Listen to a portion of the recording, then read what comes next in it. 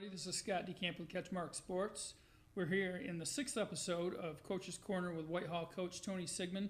Tonight our special guest is senior Brodie Fogus. He's a 6'4", 205-pound receiver and safety. Welcome, guys. Thanks for coming on the show. Thanks for having us. So before we get into the recap of Friday's 49-0 homecoming victory over Ludington, Tony, can you give our viewers an introduction on Brodie and tell us more about him? Yeah, so Brodie, he's a guy that's played varsity football for us for the better part of 3 years.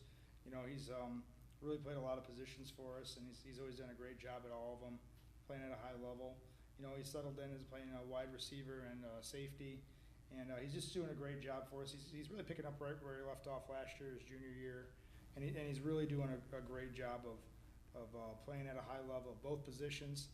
We really got to a place where, after his sophomore year, we see this 6'4", kid out here running around, and he started kind of tipping his toes a little bit into the secondary and everything. It's like, man, what a great weapon to have, in the secondary. A big tight end, a wide receiver that maybe we don't necessarily match up traditionally with, and he's done a great job of filling that role. And then obviously playing wide receiver. He was an all-region kid last year, and is really doing a wonderful job for us this year.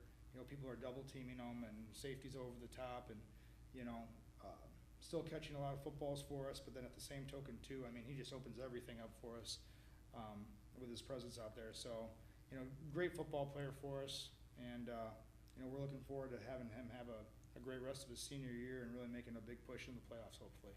How is the season going for you, Brodie? Great. It's amazing. We're having a lot of success, and especially after our Oak Ridge, we've kind of snapped into it, and we've been playing really good football.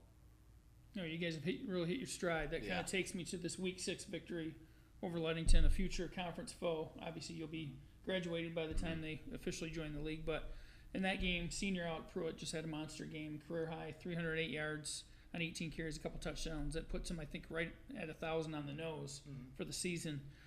6 100-yard games for him. Meanwhile, your defense, again, kind of going back to that, which obviously Brodie's a big part of, 4th straight shutout, as you guys are really hitting your stride. You're 5-1 overall. Ludington's now 2-4. But in terms of your thoughts on the performance, Tony, how would you summarize what you saw Friday night? I really saw us for the first half play a truly complete game, and that was something that was a challenge with our kids. And the great part about this group is that when they get challenged, they respond, and they've done that every week. They've done that every in every way that we could kind of turn around, and this week is no different when it came to Ludington. So the way that we were efficient offensively, we were really getting a lot of chunk yardage and big plays. So all things considered, I think that we're playing with a lot of confidence right now, and that's where we want to be at this point of the year. We really have about 21 days when you really kind of break it down when it comes to the remainder of the season. But there's some people that are going to be turning in their equipment after week 9, and there's others that are saying, hey, here's this next goal and here's the next phase of our season. And we've really wanted to be considered one of the best teams in the area, and then really kind of branch out from there. So we're hoping that we can finish strong here and have a big week this week, and really just kind of be in a great place for a big rivalry game for Montague, and then play Reed City for a tough non-conference week 9, and be able to look at the body of work there in the regular season and say, what, we can be confident and play anybody that we see in the next part of our schedule here. So that's where we're at right now, and I'm excited for our kids. I'm excited for the fact that they have their goals in front of them. To say that going into week 7, not every team can, and that's a great place to be. Yeah, Brodie, you guys took care of business on the field, but it was homecoming, which makes it a special night, special weekend. What was the atmosphere like? But then also, what was the weekend like? The dance, just everything around that football game and that weekend. What was that like for you? Well, obviously, the football game made the weekend a little bit better. But, the football game, we came in with a good mentality. And as soon as our first drive, we were making big plays. Even if it got called back, we'd snap right back and have another big play. And, we just had a really good mentality in the game. We were all ready. Are there any unsung heroes? I know it was a lopsided score, but anyone that you think, Tony, that would really maybe deserves a little praise from that game? To tell you the truth, I feel like, we have a group of kids that really, when it comes offensively, are really balanced.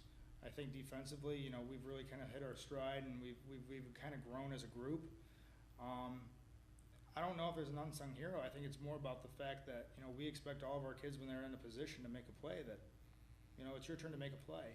And to that point, I mean, we, started subbing our defensive players and offensive players, and, we were still able to go ahead and maintain a shutout. So credit our guys who, work their tails off during the week and everything, that maybe don't get the recognition that they necessarily, hope to get or want to get. But, when it's a shutout and you're subbing on defense, as much as you are on offense, that speaks volumes to their character and their ability to make plays and to show the best version of themselves as well. Brodie, what do you think really got you guys going in that game? Was there something that just kind of set it all in motion? I don't know. We kind of all just seen the crowd, and we looked at each other and we're like, let's do this for them. Let's put on a show. And then we put on a show. But yeah, I'd say so. Yeah. I'd say you did just that. It was really cool to see the just the whole stadium being that full. We had obviously alumni back for homecoming, but we also had our youth program there with their cheerleaders and their football teams, from all the way from, first and second grade flag football all the way up to our fifth and sixth grade teams. So, there was a moment where you could kind of look at the stands and be like, wow, this is really something that, we haven't always had in my 10 years there. And, that was special. It was special to see all those people and to come see these guys play and to be able to perform at a high level too, I thought was pretty special. Can't imagine what the crowd's going to look like in a couple weeks, but before that, you got some more business to take care of.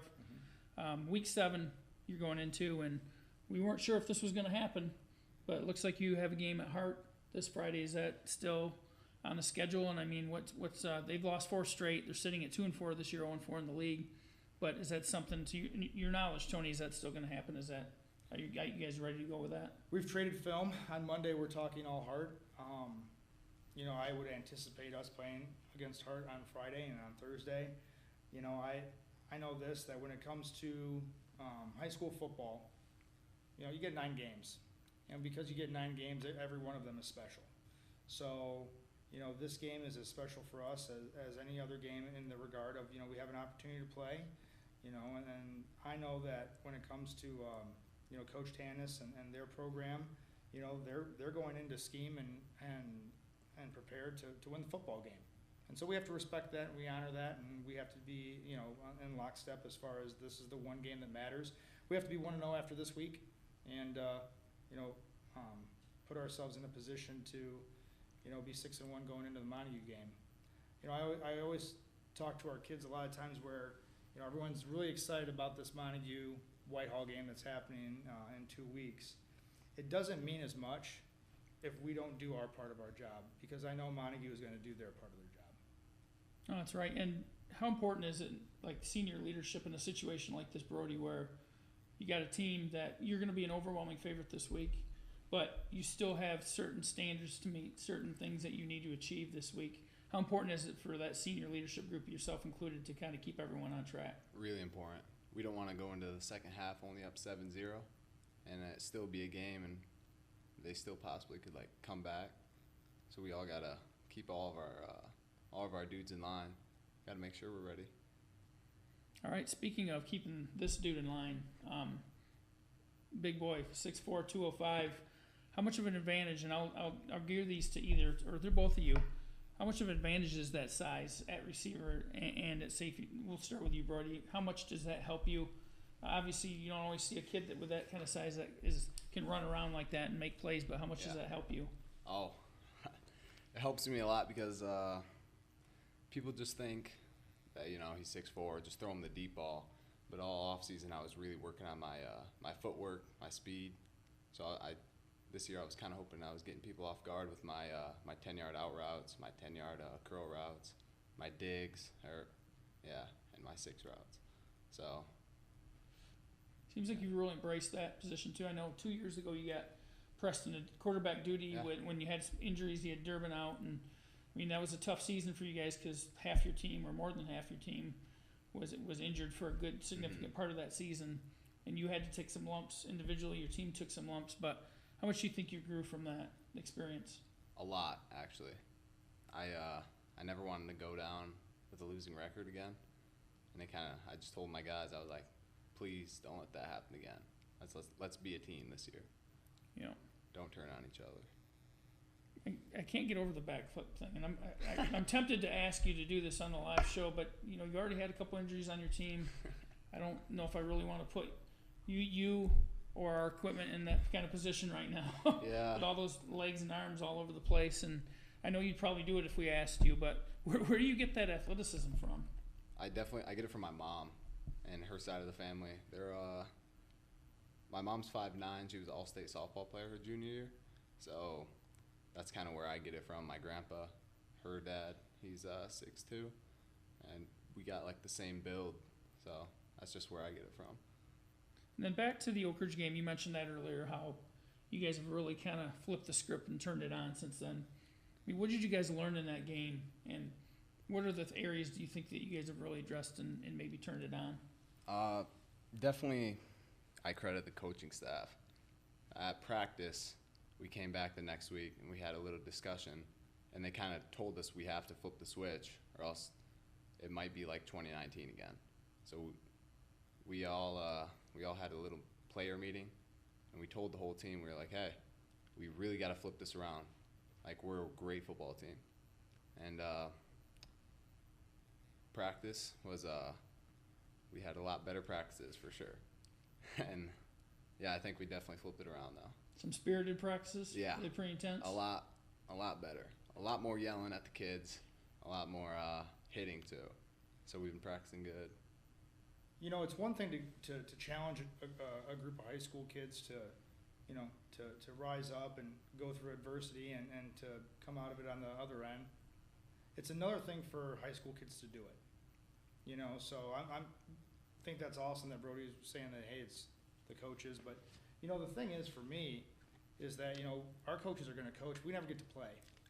And we wish we could, but we don't. And so it was really the players that really stepped up, and they had a choice to make. They could embrace it, and they could, you know, overcome adversity, or they could sit there and say, well, you know what, yeah, here we go again, and, you know, things are tough, and, you know, kind of have a pity party and feel sorry for themselves, and credit, you know, Brodie and every senior and every junior and everybody in our program that said, you know what, we have this, and we know what this has to look like, and they've really, in my opinion, they haven't looked back. And, you know, with that following week, it's funny because I feel like every time that we have, you know, in the past, a prove it moment, for whatever reason, I feel like it's always Ravenna. You know, it's it doesn't matter for what reason, it's always Ravenna that we have to have that prove it moment. And the years that we can overcome adversity, we're playing Ravenna, we win. The years that it's like, wow, this is kind of feeling more like a sinking ship, it's all of a sudden, it's like, well, we got beat by Ravenna, and this is kind of what's going on. And so that it always seems like you could set your watch to it. It'll be interesting next year because we won't play them because of the new conference realignment. But I've always felt like it's been kind of, in a lot of ways, every year, this is our prove it moment. And this year was no different. And our kids went ahead and they answered the call in rousing success, and they haven't looked back. And that's really, that's impressive for our kids because it speaks volumes for how mature they are. It speaks volumes for their priorities, and very proud of them. Well, speaking of moments and speaking of being proud, it kind of leads me right into that next question. What is your proudest moment as a Whitehall football player? Probably last season against Montague when I came down with that bobbled touchdown catch. I just looked over at my sideline, and everyone was geeked. All the football players were everyone on my team was running at me. I remember Andrew giving me a hug in the end zone. He's like, we're in this game. Let's do this. That was probably my proudest moment. What's your most embarrassing moment? Actually, probably last game. I got in the end zone. I had the ball in both of my hands, and a kid just come up in between my arms and just poked it out. And I dropped it. It was pretty embarrassing. Those are always the ones you just wish you could have it over again because you're like, how did that happen? Yeah. It didn't just happen. I walked to the sideline and I asked coach, I was like, give me one more shot, dude. But I mean, then we kind of got a blowout, so. Yeah, so switching gears a little bit too, who is your celebrity crush?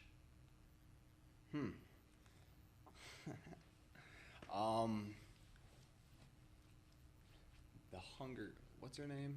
The Hunger Games girl. Jennifer Lawrence? That's her. I like the Passengers movie. That's my girl. What's the last movie you saw?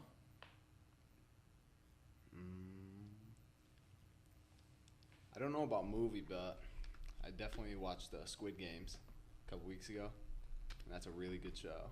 I think a lot of people should watch that. What are your season goals? I know we're 2/3 of the way through the regular season, but you guys got a ton to play for yet. But what have your season goals been? Well, number one, we want the bell.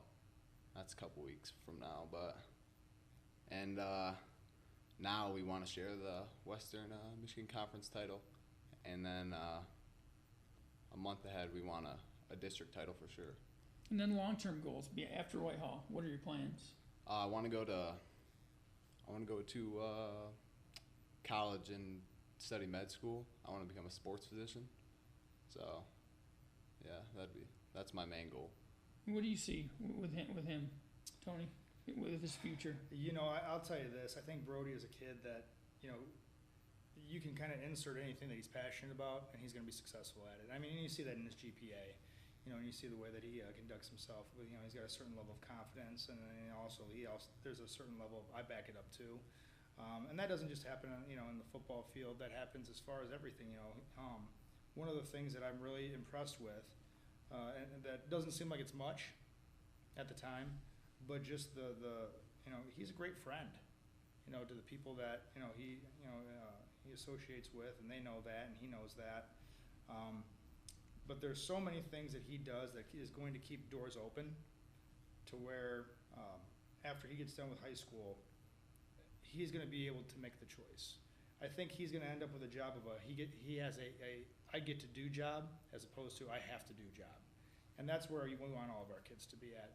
You know, that dream job that he wants to have, that's going to be on the table for him. And that's what's really exciting for his future and really what we're trying to strive for all our guys. Any closing thoughts from you, Brodie?